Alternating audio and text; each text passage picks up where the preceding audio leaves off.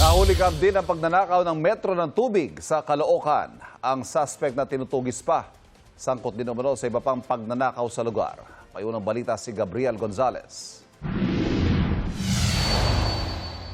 Mag-aalas 3 ang madaling araw kahapon, kita ang lalaking ito na huminto saglit sa J. Rodriguez Street sa Barangay 15, Caloocan. Pinagmasdan niya ang mga metro ng tubig. Maya-maya pa, binaklas na niya ang isa sa mga kontador. Saka siya tumakas sakay ng bisikleta.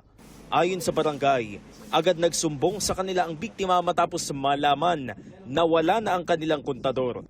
Ang suspect na si alias Totong, ilang beses na raw ginawa ang pagnanakaw sa mga karatig na lugar. May nakausap kami sa ibang barangay, actually ban na rin daw doon. Kaya, ayun, hanapin pa rin naman namin. Pinagkakakitaan daw ng suspect ang mga ninanakaw na metro ng tubig.